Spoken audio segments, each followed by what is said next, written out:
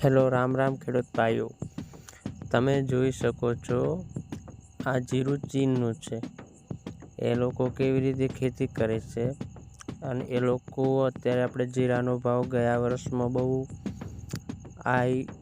ઊંચો બહુ ઘણો ભાવ હતો, તો એ લોકોએ વિચાર્યું કે ચલો આપણે પણ અહીંયા જીરાની ખેતી કરીએ. તો આ લોકોએ પાળિયા બનાવી અને માથે પ્લાસ્ટિક કવર કરેલો છે.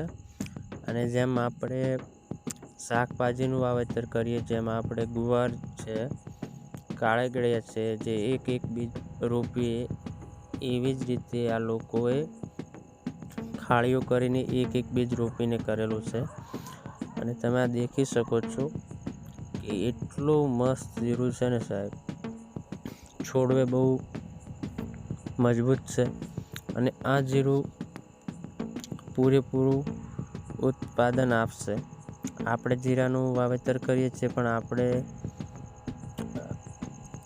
આખું મીચીને પૂકીએ છીએ અને આખું મીચીને નીકળે છે, મતલબ આપણે સેટ થઈ જાય છે. પણ આ લોકોએ એવી મહેનત તનતોડ કરી છે કે એમને એવું વિચારી લીધું કે આપણે બહારથી જીરું ખરીદવું પડે છે, યા આપણે આપણી જ જમીનમાં ઉગાડીએ અને આપણને વધુ પ્રોફિટ થાય.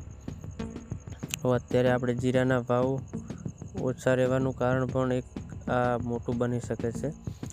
ચીનવાળા લોકોને સક્સેસ મળશે તો એ લોકો આપણી પાસેથી જીરું જે ખરીદે છે એ ખરીદવાનું પણ બંધ કરશે.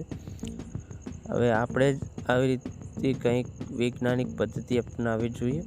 તમે આ જોઈ શકો છો કેવી રીતનું જીરું ઉગાડેલું છે, કેટલી બધી મહેનત કરેલી છે.